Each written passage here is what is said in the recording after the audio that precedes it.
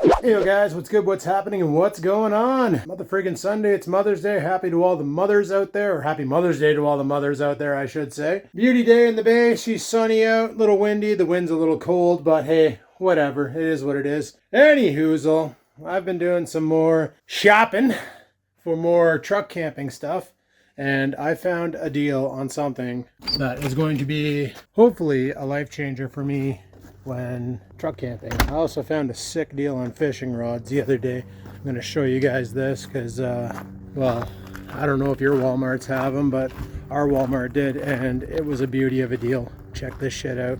So first off, for truck camping, if you guys remember, was it 2020? I had a tent on the back of the truck, and I camped out in the backyard and shot a little video of that, and it was fun. Don't get me wrong, it was fun.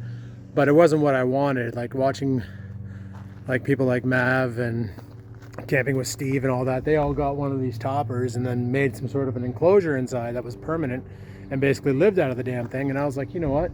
That's a pretty dope idea, except for I don't want mine permanent because I still use it as a truck, you know?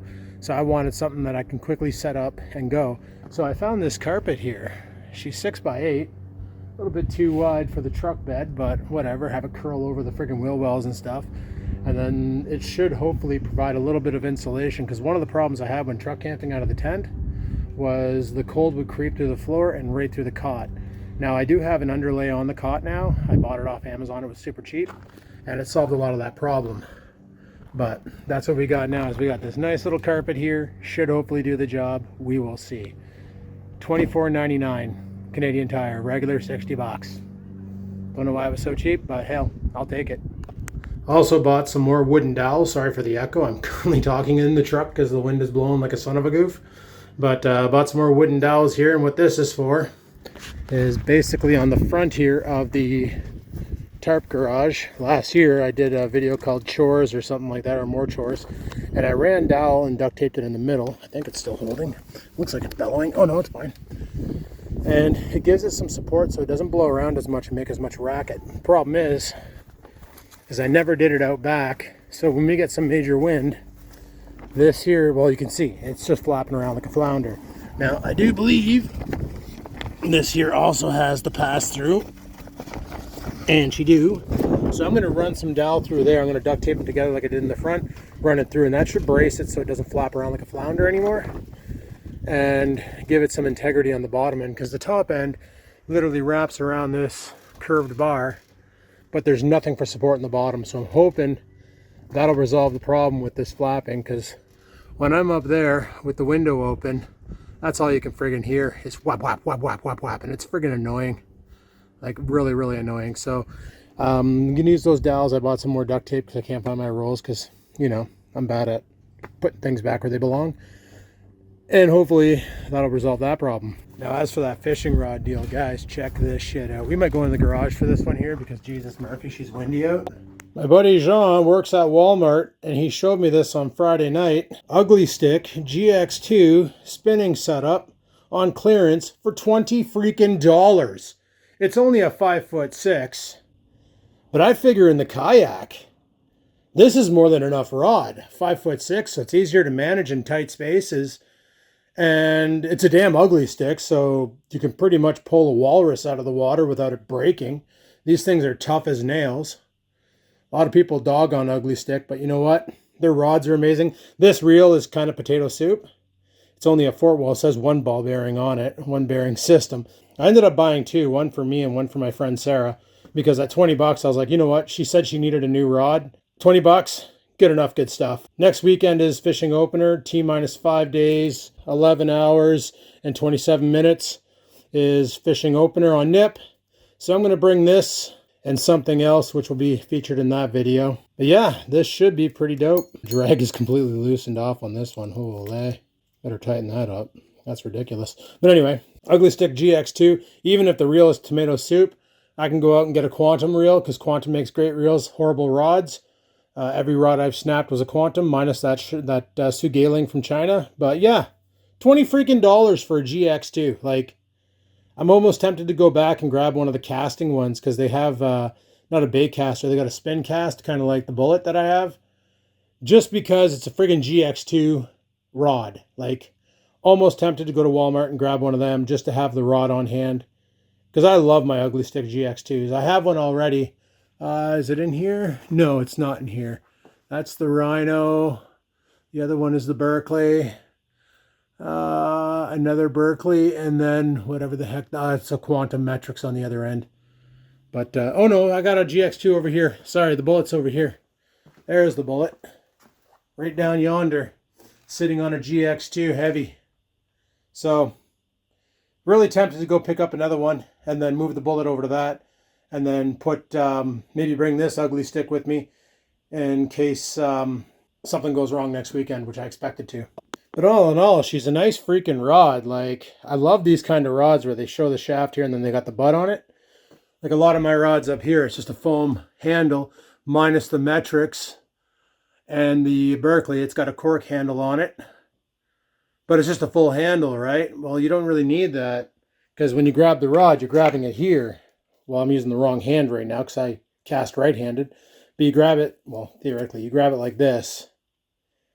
Unless you're weird and then you fish like this with a spinning setup, then, you know, go seek therapy or counseling because frig sakes. But yeah, you hold it with your two front hands in front, two front fingers in front, two front fingers in back, or two rear fingers in back, and then you just whip it out and then reel away. So, well, as for this table, guys, this is for camping. I mentioned that I had a plan for it. This is going to fit in the truck nicely for camping, so that's a thing. And now that I have that carpet, I also have that, I don't know if I showed you guys, but I have a 4-inch memory foam mattress that rolls up. I can always just throw that on the ground of the truck and sleep on that. It's a double. It's the same size as my freaking bed upstairs. So dope. Like I can easily put that back there and have tons of room to sprawl out, put a double sheet on it, a fitted sheet, and we're golden for truck camping. So, and what's really cool is that mattress fits perfectly in my little instant tent here where you just throw it on the ground, you get an instant tent. So if I ever wanted to do some tent camping, that's also an option. But why would I want to when I got a freaking cap on my truck and I can crash out in there, right? But I also have other stuff in the house that I've mentioned on my video that is for truck camping that I didn't open or even talk about yet because that's going to be another video. Anywho, I should grab those dowels and bring them in here so I can tape them up and then install them. I'm telling you, it's freaking windy out. I also wanted to go for a rip on my bike today, but kind of got some chores to do before I go have fun. Also, a little side note, does anybody know how to get bar oil out of the freaking box of your bed? Let me know in the comments below. Frig sakes. And there we go. Got it installed. It's in there. It's good. It's keeping it from flapping. Nice. Very, very nice. So that should hopefully solve my problem. How the hell did I get a hole in my wall and my siding? Huh. I don't know if that's new or old. But whatever. This thing's broken. I need to trash it. Probably should have been bringing it in the house over the winters, but whoops. That's on me. That's on me. I went out and bought a new garden hose to wash Dirty Bird. Holy. Okay, so the way the ends are on it, it just sprays water everywhere. It doesn't make a tight seal on the hose, and same with the bottom end, but I'll make it work for this here because I don't feel like wasting more money on shitty garden hoses. But I washed my truck, you can't tell. Somebody was asking me in the comments on the last video about this dent right here, asking me what the hell happened. Due to the wind noise, I'm gonna film that part in here. Basically, in 2019, one night I was over at Sarah's on my way home. I stopped off at Walmart to go pick up some food for lunch for the week. It was on a Sunday. And on my way to Walmart, I parked my truck, and I always park far away from everybody as much as I can. Park in the back lot. Yeah, you gotta walk a bit. Whatever, steps are good, right? 10,000 steps is 600 calories extra on my diet. Dope. Sure enough, go in, get my shit, come out, and I got a dent in my door. So either somebody door dinged me and ran, or a shopping cart was blown in the wind, smoked my car, and somebody removed it, or smoked my truck and somebody removed it. Either way, I acquired a dent in 2019. That's been there for a while now. I've been told I can pull it. All I need is one of those dent puller kits where you like hot glue this piece of plastic to your door, and then you use this like ramrod to bump it out. There will always be a crease there, mind. You know, aluminum. I know people who have the 2015s and had dents pulled, and you can tell that they previously had a dent there. It doesn't really bother me much. Like, it doesn't change the functionality of the truck. It just causes people to see it and go, what the hell happened, man? Your truck looks so great. Why do you got a dent in it? And it's because I live in North Bay, and you can't have nice things in this town. It's true. Like, North Bay was actually rated in Ontario 100 out of 100 the best towns to live in. Like, we're at the bottom of the barrel. So go Team North Bay. Alrighty guys, I'm thinking I want to do something that I've been putting off for a while, and that's taking the new bike out for a rip. I've already fixed the seat so it's at the proper height, because they never adjusted that for me because, well, oh my god, I can't wait till garbage day so I can get rid of some of the stuff in this garage. Anyway, there's some stuff I want to take off the old fat bike. I already took my light off of it, but I want to take off my phone holder and the water bottle and put it on the new bike. So we're going to do that right now, get that out of the way. I don't know what the heck this thing uses for screws. Looks like it's an Allen key. Alright, well that's out of the question. These things are so freaking rusted that there ain't no getting these bolts out. They're just completely chewed. So I'm going to have to buy a new water bottle holder, not a big deal. I need to go to Walmart tonight anyway because I need to buy stuff for my lunch this week. So while I'm there, I might just look and grab one.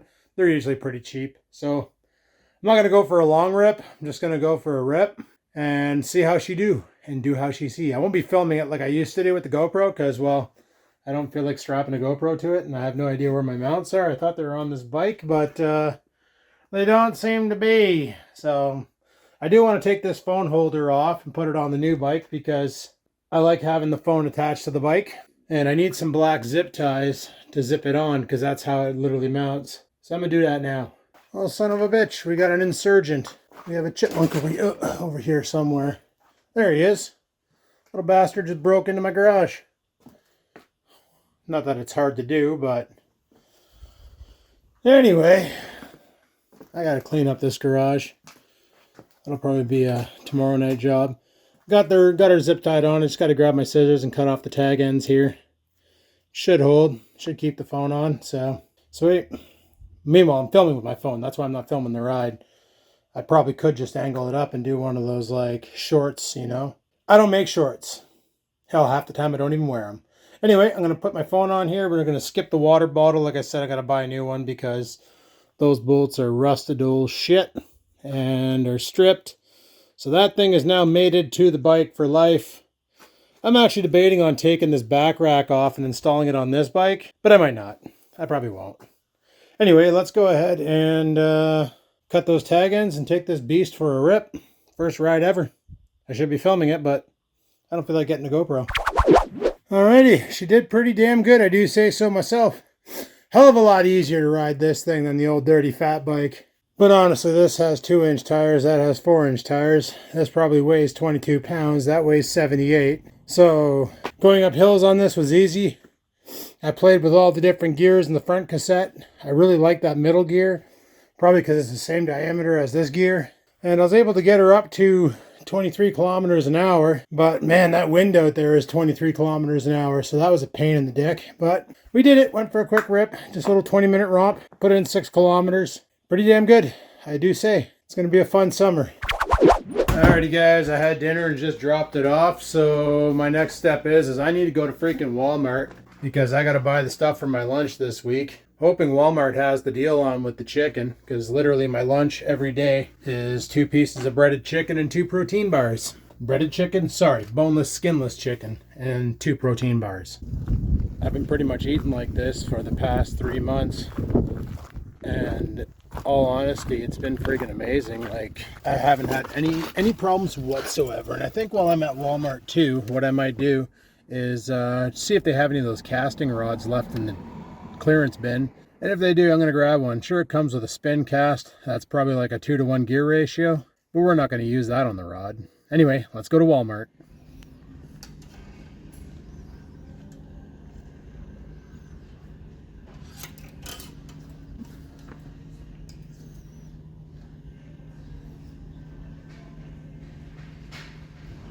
Oh guys, I had to do it. One of the casting ones too.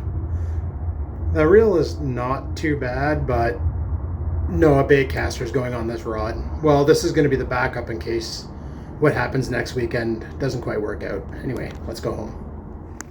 Alrighty guys, I got really nothing else left to film for tonight. It's Sunday. It's also getting pretty damn close to bedtime. I should grab my laundry basket and empty out that dryer because I forgot. Even though it's still kind of bright outside, it's actually 8:30-ish. Yeah, it's 8:38. Normally I go to bed around 9:30. Then I'm up at 4 to lift. Tomorrow's a push day, so that's like my favorite. I love push days. And then Tuesday's pull, and then Wednesday's legs. So, yeah, fun times. So I'm going to go ahead and shut the video down here and pick it up some other day. When? I don't know. But I have discovered that 36-30 is no longer my pant size because 36 is pretty loose on me. And if I don't have a belt, they'll fall off. So I guess I got to start getting 34s. Fun. Anyway, guys, thanks for watching. Hopefully you enjoyed today's video. If you did, click that like button. Any questions, comments, concerns, down below they go. If you have any questions about those fishing rods, let me know in the comments. I'll do my best to answer them. We'll be testing those out on Fishmas, which is next Saturday. Sweet. Anyway, guys, until next time, fish, lift, cycle, never stop.